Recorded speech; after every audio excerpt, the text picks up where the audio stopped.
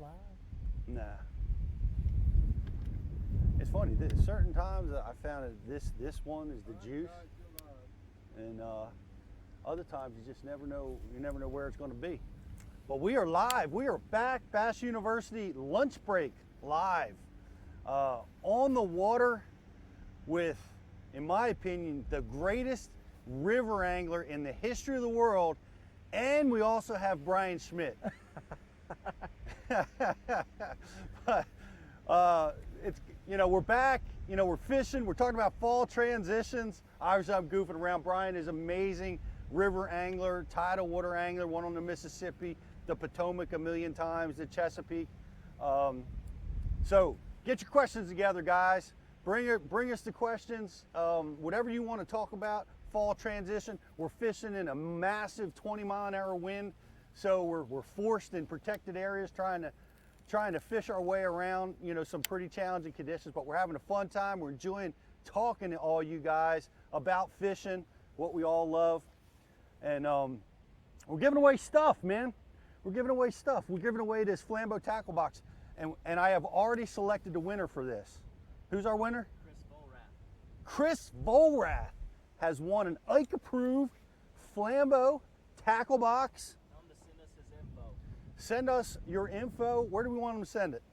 Just Facebook message, Instagram message. Facebook message us your information, your mailing address. My man Justin will get in touch with you. Congratulations, you won that one. And we're giving away later on today, we're going to give away a WeGo charging system. Over $100 value here, guys. This will jumpstart your outboard when you're in a pinch. It's amazing. This little thing weighs less than 2 pounds. Well, we're having a good time. We're talking fishing. We've got you know, falling water temperatures this time of year. We've got a crazy big wind, which we often see this time of year, and we're getting a few bites, but we're challenged. You know, this is real-time fishing. You know, we're not out here pre-fishing. We're making this up as we go along. And this is what a lot of you guys face. And, you know, we were going out there, we're trying to figure out a pattern, we're trying to put a pattern together. And we're having fun doing it. Bryan, you're going to be fishing on the FLW Tour again this year? Yep, definitely looking forward to it. What you got on the schedule? Have you talked them into going Potomac, Chesapeake, No, Chesapeake? Of course not. That'd be cool. But the good news is this year, for me anyway, I'm looking forward to it. We got 5 grass fisheries out of 7. And we're starting early on Sam Rayburn, mid-January. Holy smokes. Which could go either way. It could be very cold. It could be very good fishing. We don't know. But, you know, I'm super excited. Rayburn was on fire last year. Fire. I hope it stays. You know, today, like Pete said, we're dealing with some serious conditions. We can't do everything we want to do right now. Oh, but we can do that. What do you got? I believe I got a bass.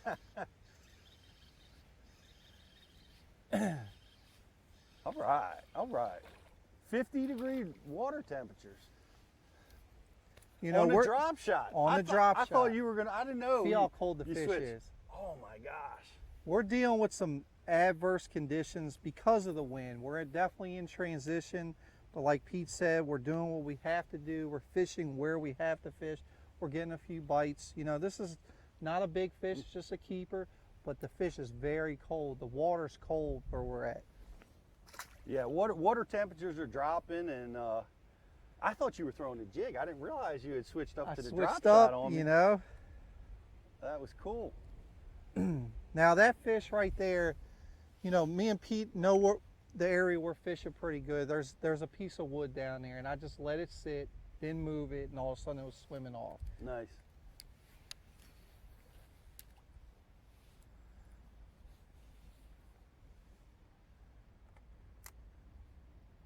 It's amazing how effective that drop shot can be on a body of water like this. You know, this is something I wish I was throwing a few years earlier than I, you know, got into it, because it's deadly. I mean, it'll pick up fish that you normally wouldn't pick up, especially in conditions like this. You know, we got a tough fishing kind of day. You know, they're not really trying to chase, it doesn't seem like. So Yeah, and up here we got 50-degree water temperature, and it's a lot cooler than what's happening out on the main bay. And that happens a lot in these creeks, you know.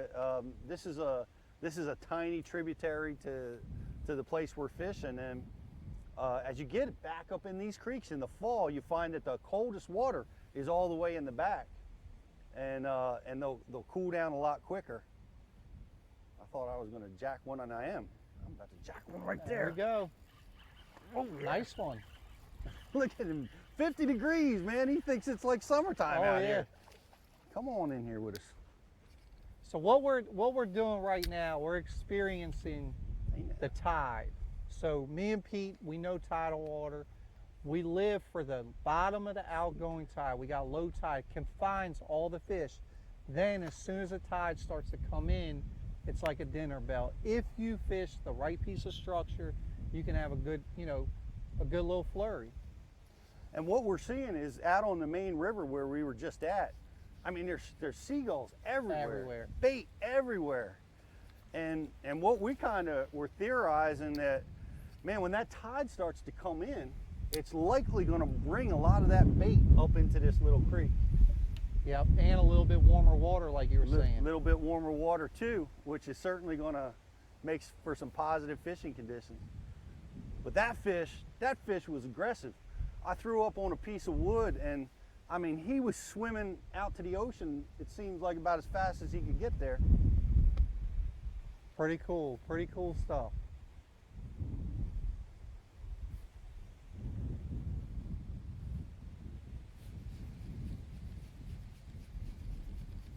We want to know the exact water temp. Gary wants to know what the exact water temp is.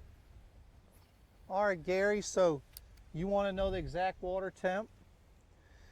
58.1079352.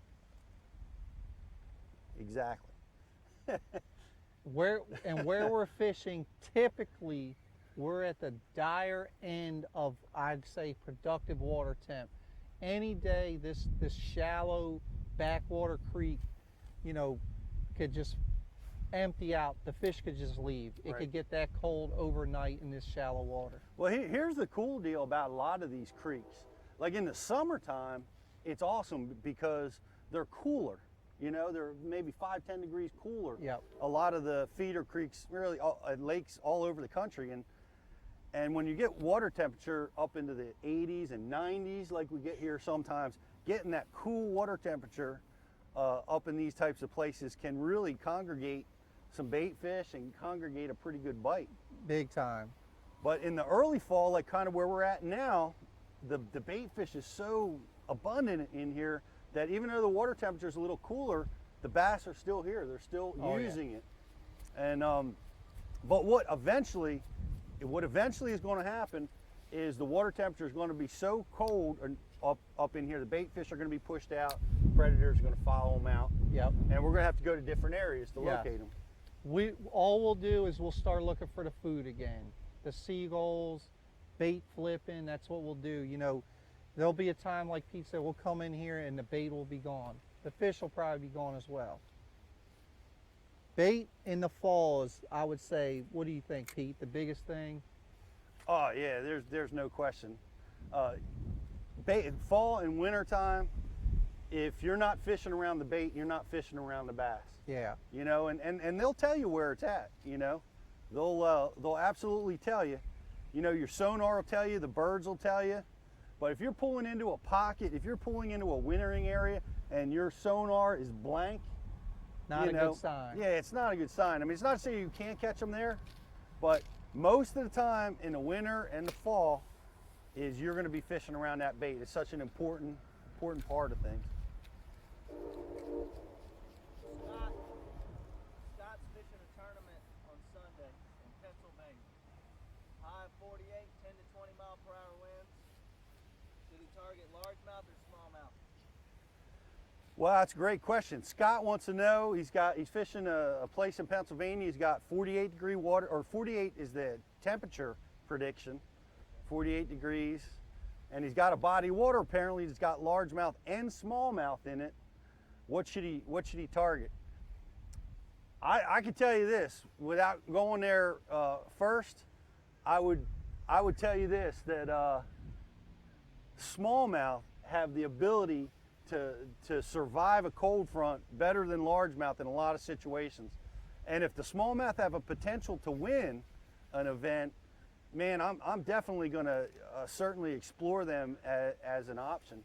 Not to say that I wouldn't look for the largemouth or try to get that going, but to ask that question on its face value, cold front scenario, this time of year, man, I'm definitely going to be looking for smallmouth because they don't care. They actually love it. I mean, and they stay active and aggressive deep into the 40s, where you can catch them on power bait. So that's what I would first look at. What do you think? Definitely. You know, the smallmouth kind of love the cold, nasty weather. So I would definitely go after a smallmouth at least first for the first half of the day, if not 3/4 of the day. You know, see how they're acting. I'm not necessarily going to go to largemouth first thing. They're more lethargic. The cold might get them.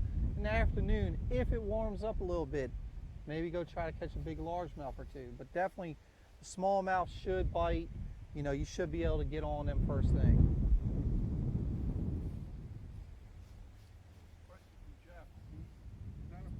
It's a good question. Is that a blue heron? That is a great blue heron.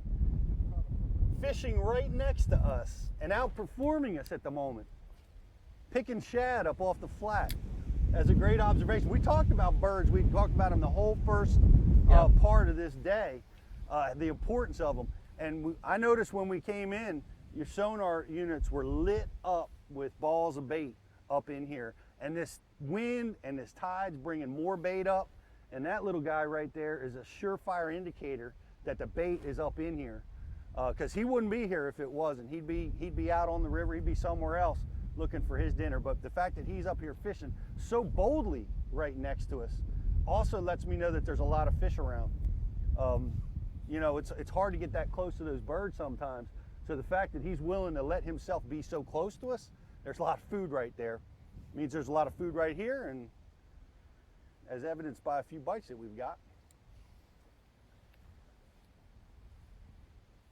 Yeah, that's like a comfort, you know, to see that just makes you feel like you're in the right area doing the right thing.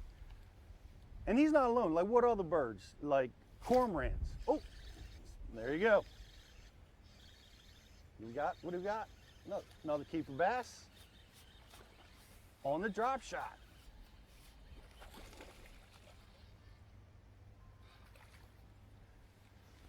Hey now.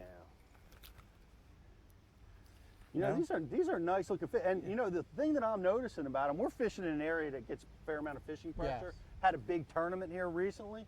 I'm not seeing any evidence that this fish looks fresh to me. Oh yeah. Like it hasn't been caught, hasn't been weighed Not in. a hole in the mouth. Yeah, these fish are actively moving around and moving into their fall patterns. They're on the feed, you know, and we got the birds, you know, we got the bass. Awesome catch. We talked about the great blue heron. Herons are fish-eating birds, and that's you got to learn that little distinction. I'm sure most of you know, but the fish-eating birds are cormorants, loons, herons, seagulls. You know, and then there's you know, some subtle things that I've learned is that loons are a great indicator. Every time I see loons, I catch bass. And loons can be all the way down south to all the way up north. They're just not a northern bird. But for whatever reason, you see a pair of loons, and they always are in like small numbers, usually 2 or 3. You find them, you usually can find some bass around them. So I've definitely learned that. Seagulls, I tend to look at the size of the seagulls. It seems like those small seagulls aren't always the best indicator. A lot of times they're eating them little bitty tiny baits that maybe the bass don't feed on, but you get them herring gulls, them bigger big gulls, brown ones. Yeah, that you find those in big numbers. A lot of times you have a good chance of finding bass. Hands down, you know, I work on the Chesapeake Bay. We go after stripers every day. What Pete just said is the #1 thing. We look for big seagulls, the little tiny, you know, terns and all that. not necessarily meaning there's rockfish there. It can mean there's little bait. Sometimes the size of the birds dictate the size of the fish. Yeah, I got to agree with that. I've seen that a number of times for bass. Now, cormorants can be a really good indicator that there's a lot of bait in the area, but one of the things that I've found as a negative when it comes to cormorants is I found it where I think they bully the bass. Like they get in such giant flocks. Did you miss another one? Missed another one. They seem to get in giant flocks sometimes, and they'll inhabit an area and sometimes can really push the bass around and bully them around. But they definitely are good indicators of bait in the area. You know, all we're doing today is we're just trying to help you realize and pick up on the signs that Mother Nature can give you. It's not always about the fish, it's the other things you can see. You know, the leaves are changing, the birds, you know, the wind, everything. You got to take it all into account. Just don't go out here and throw a bait and look at the water. Take it all in. I agree. You know, I spent a lot of years outdoors, and I think an interesting point to talk about is we talk about water temperature, we talk about the importance of that this time of year, but I think one of the most important things this time of year is length of day. And that length of day, I've seen stable water temperatures, but as the day gets shorter and shorter and shorter, it starts to push that bait around. It's like the fish, bait fish and predators that get into the cycle of things, and they know, you're down to 10 hours of daylight now versus where you may have 16 hours of daylight in the summertime. Oh yeah, definitely. It's like a dinner bell. They know it's getting shorter. They have to take advantage of the sunlight for sure.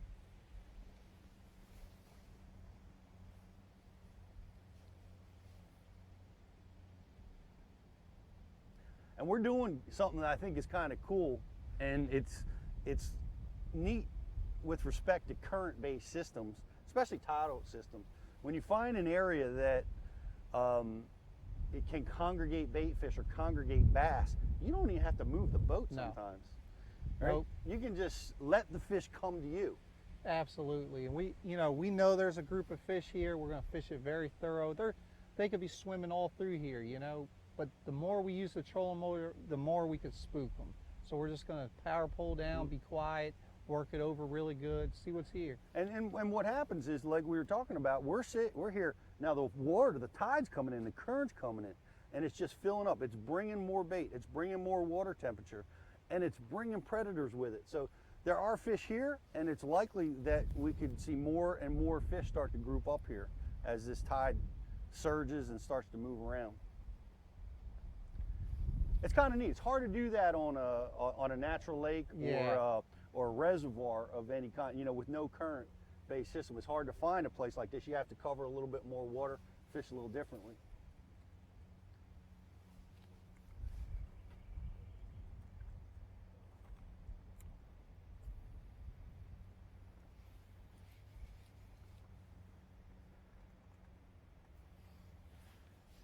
It's definitely a little group. Definitely a little group right here. Yeah, it's amazing to see, I mean, after receiving a lot of fishing pressure, fish moving around as much as they are, to see those brand new fish that are, just coming in here. They're coming in here because the shad's in here. Oh yeah.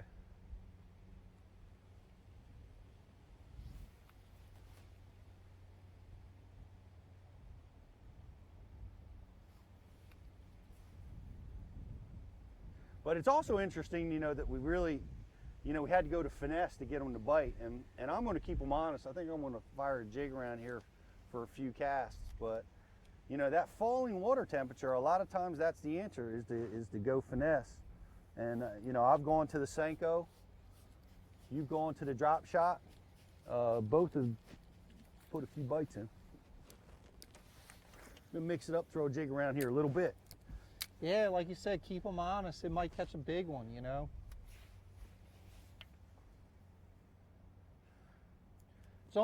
It's almost like me and Pete came in here using baits that we know will get bites.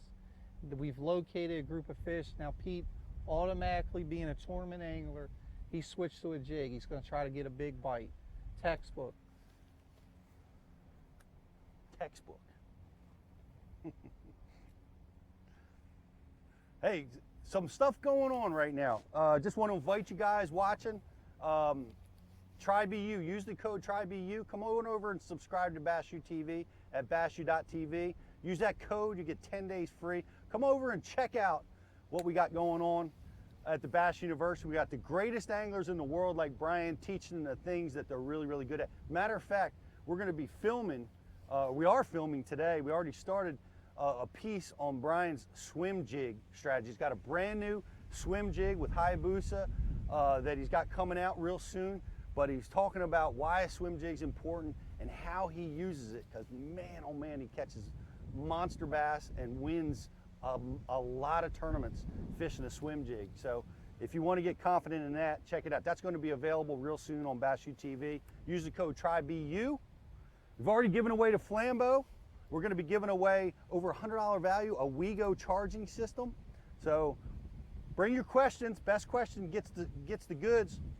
Something else we got going on, just on a sidebar, you want to check out Ike Live on Tuesday. We're going to be talking about some really cool stuff. We're going to be finishing up some of our conversations with all the stuff that's going on with MLF, Bassmasters, and FLW. Brian's fishing on the FLW this year. We're going to have some great guests. Look for that on IkeLive.com. That's going to be Tuesday of next week. And you also want to check out Fish My City on Friday nights on the National Geographic Channel. That's Mike's new TV show. You may have seen him fishing in Center City in Philadelphia in the gutters the other day. I don't know where he's fishing this Friday, but we'll be watching. New Orleans. All right.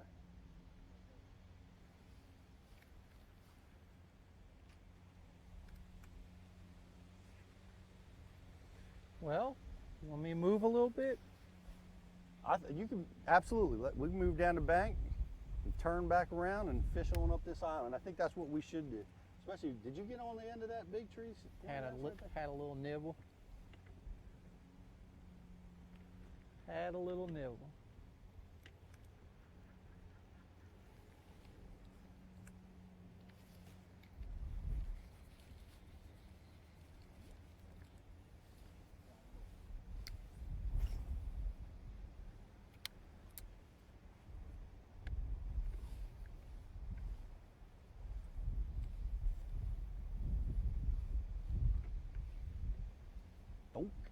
Hmm?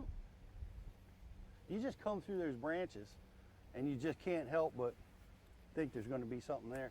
Where we're fishing is, you know, it's gravel and there's wood that's wedged up in here, and now, especially as the tide comes up, I really can't see much of what I'm fishing. I'm fishing by feel.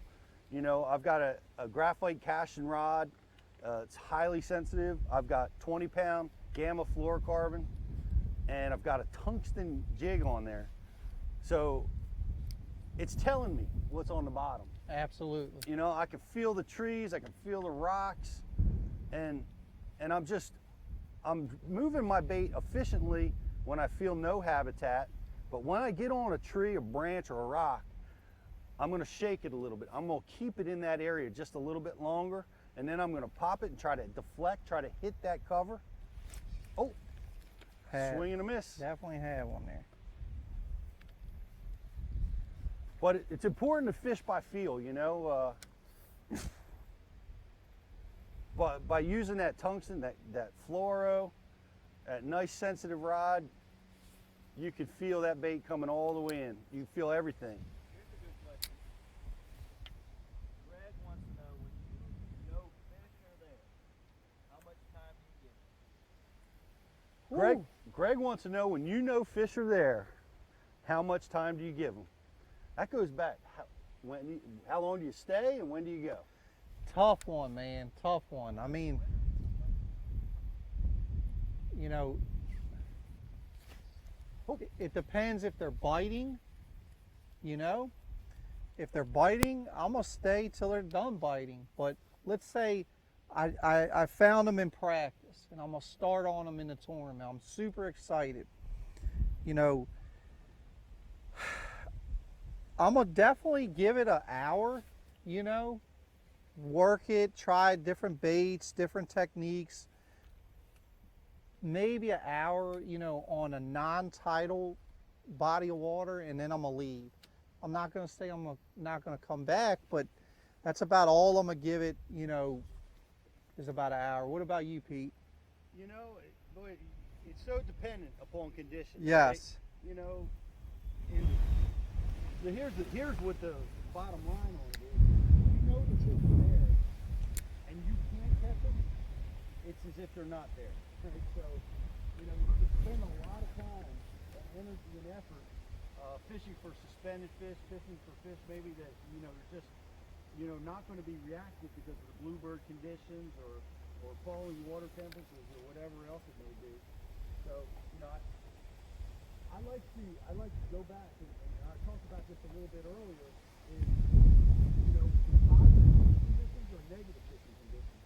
If the water temperature is rising and increasing, and you have overcast and skies and wind, man, that's positive conditions. If you're not getting them to play like we were on our first stop, we were getting them to play. You got to get. If it's negative fishing conditions, you got to spend a little bit more time. You know, bluebird skies, falling water temperatures. You got to spend a little bit more time before you ready to go. Are you replacing my battery? Am I dead? You didn't get any of that audio? No, I'm getting it from the other mic. Okay. No. All right, well,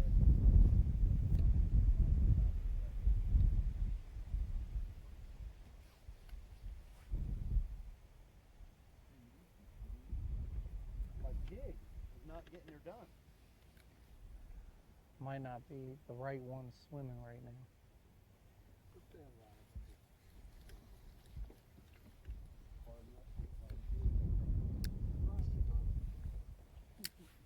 You know, like Pete was saying, you know, if you have all the conditions and everything's looking favorable and they're not biting, that, you know, you got to give it a little bit and you got to go. I mean, they're biting somewhere.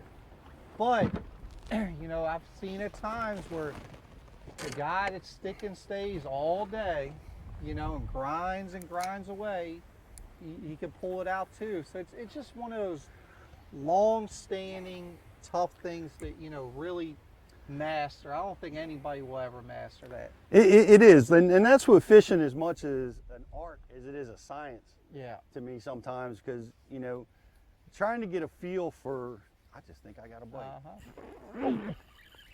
Nice one. Man, as soon as I switch back over to that Senko, we got another little one. Now, you guys heard me say, I think I got a bite. What I did was I popped this bait up over the wood, and as it was falling, I've got a braided line with a fluorocarbon leader, a super sensitive cashin. I had no contact with that bait, and I felt that strike. So that's absolutely key to detecting strikes with those little finesse baits. Thank you, man. What was I talking about? I was making a point when I got interrupted. Ideal conditions. That doesn't help me. I'm still lost. I still don't remember where I was at.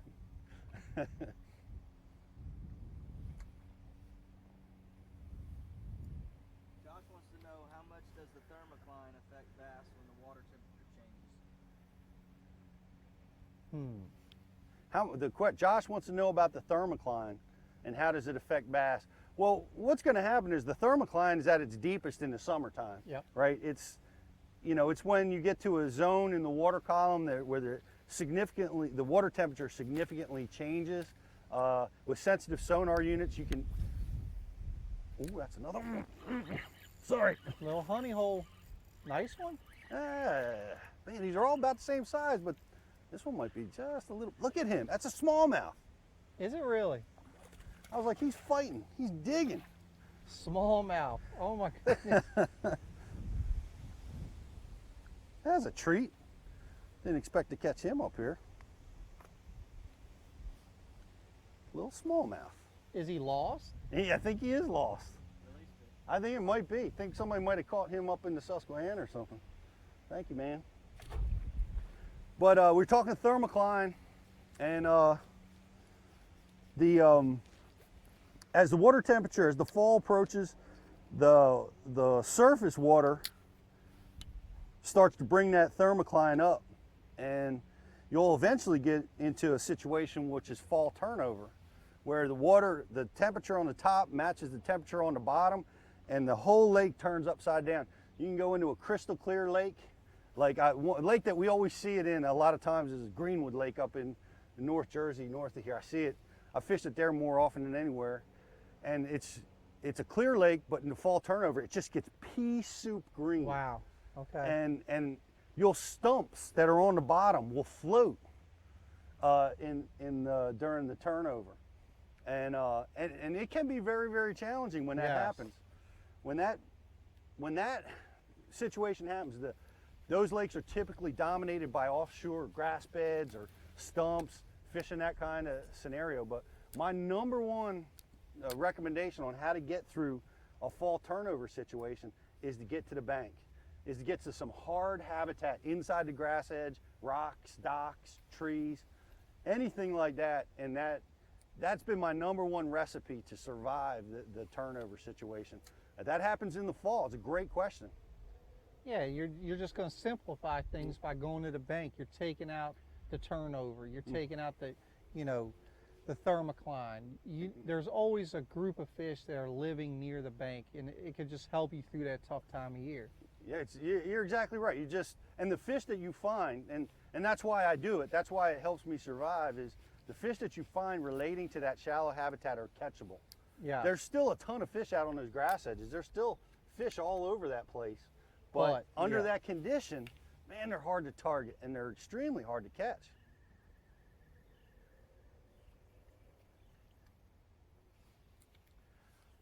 I remember when I was, my mentor, Rich Schneiderate, shout out to Rich Schneiderate,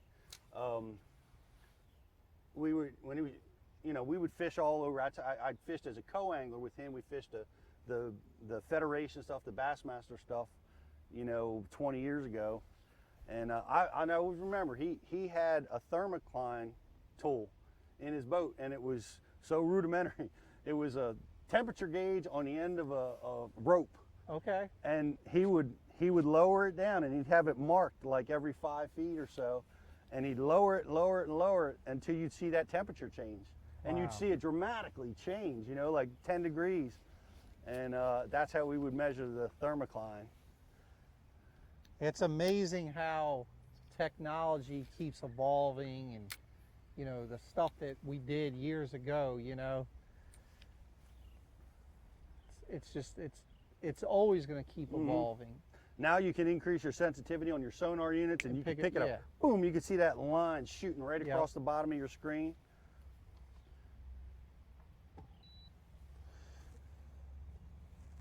Picked up a smallmouth.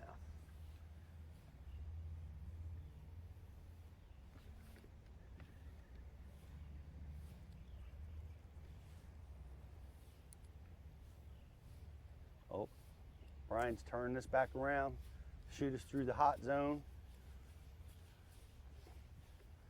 See if we could get old Big to bite real quick.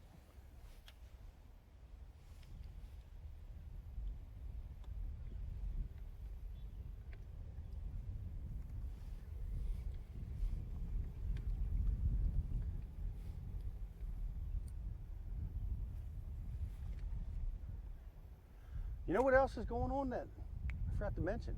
It's the Halloween edition of the Ike Live show on Tuesday. Uh-oh. Who can guess what our costumes are going to be this year?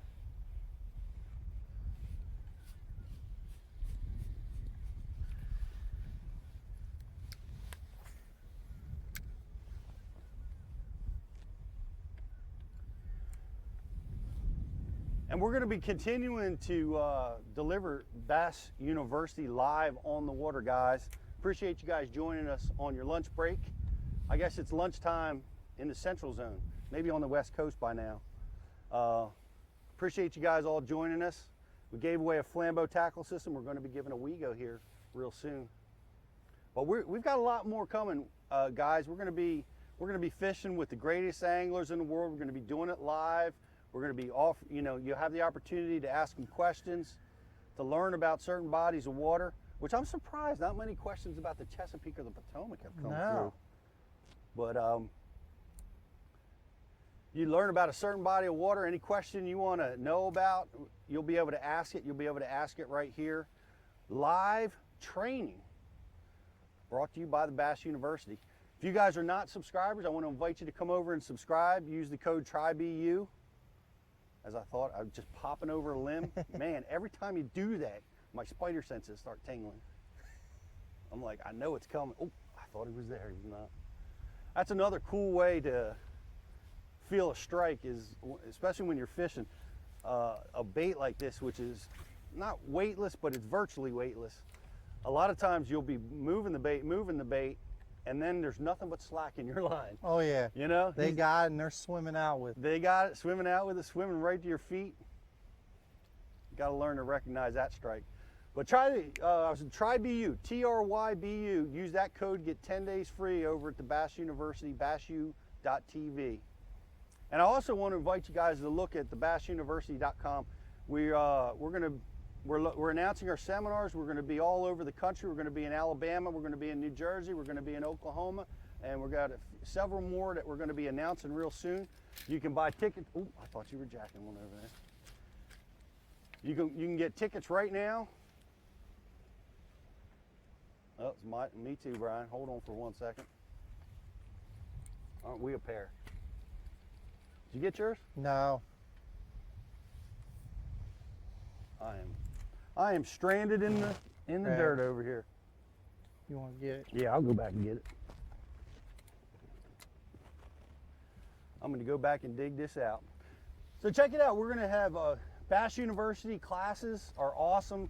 You know, we have them in January and February in the wintertime. You know, we get 6 of the best speakers giving seminars. We talk fishing all day. We have round table question and answer sessions.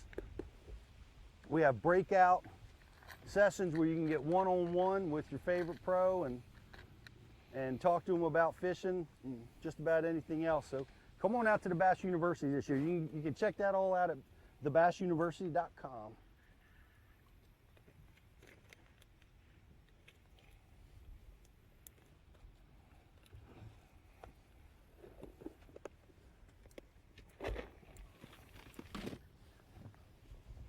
Now, how you can hang up a Texas rig weightless worm is beyond me.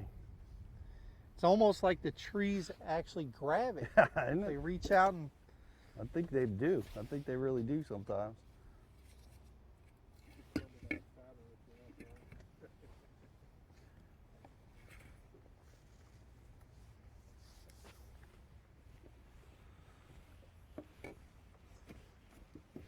Tell our friend Daniel here, he keeps asking about topwater. You tell him why you're not throwing any topwater today, because he keeps wanting you to throw. Daniel wants to know why aren't we throwing topwater? And what we're dealing with here is really a first cold front. It's falling water temperatures. You know, it's not to say that we couldn't catch them on topwater under this condition, and we very well might be able to do it in certain situations, especially now that the afternoon is kind of heating it up a little bit. yeah, it's just, you know, for where we're at and what we're doing, it's probably not the ideal bait. Like Pete said, I'm not going to say you can't get a few on it.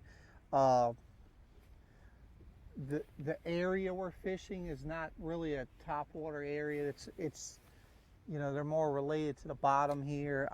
Yeah, the areas that we have been concentrating on are more wintertime areas too. Like if we switched habitat and started running down banks, started fishing the residual grass beds that are still left, I mean, that's the time when I would be throwing topwater. We could run down riprap banks, throw buzz baits, throw topwaters on that type of habitat, go out on the grass flats. But where we are fishing, where we've spent fishing is wintering areas that are somewhat protected from the wind, honestly, which is why we're in here. And and the fish that are here, you know, are typically relating to the habitat. They're deeper, and topwater I would not consider, you know, as the primary weapon in this type of habitat. We have tried cranking, which we had some success with. We've tried some moving baits, but I tell you, I think, Brian, one of us might have to throw on the topwater to Yeah, I'm with you. to give it a whirl. We might be missing it. Sometimes you gotta let the fish tell you. So, you know, that's a very good question. You know, we get one-dimensional a lot of times, and all of a sudden we do something off the wall, and then bam, There it is. Yep. They're all big. And I tell you, you know, it gets me all the time because you know, we're catching them on drop baits. We're catching them on drop shots. We're catching them on a Senko bait. We're catching them on finesse-oriented bait. So once you start catching them in that way, you know, I'm going to keep trying to catch as many of them as I can. But I often, you know, and a lot of anglers can often get fooled. I'll never forget one time I was out running a trip, and it was a bluebird, 90-degree day, not a stitch of wind, and I was fishing out on the grass beds, and my guy asked me if spinner baits are an effective tool, and I said, well, yeah, they can be, you know, when you have spinnerbait conditions, and spinnerbait conditions I would say would be wind, overcast, you know, wind especially. But he liked to throw a spinnerbait, so he picked up a brilliant white spinnerbait with white blades and not a stitch of wind, and proceeded to put 5 giant fish in the boat on about 10 casts. So fishing is, you know, we try to make it operate by our set of rules and consistent, but there are a lot of times when you got to go out of the box, and don't be afraid to do so.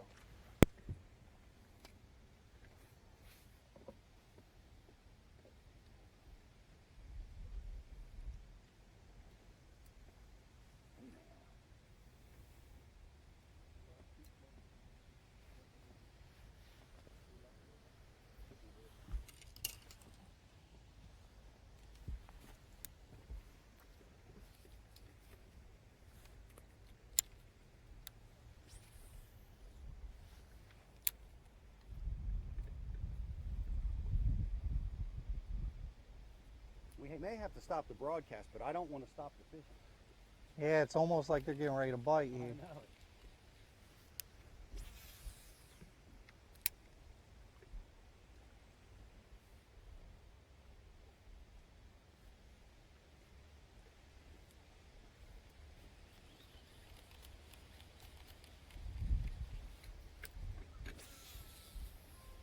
What do you think, JK?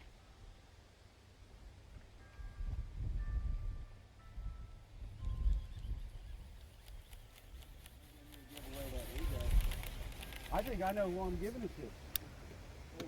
Unless you got a better question for me right now. I don't. I like the thermocline question. Yeah, that was a good one. Josh Shelton. Josh That's Shelton. your info. Josh Shelton. IM us on Facebook or wherever. Go to our website, send us a message. Can you say his name, Brian? Needs mic just died again. Josh Shelton.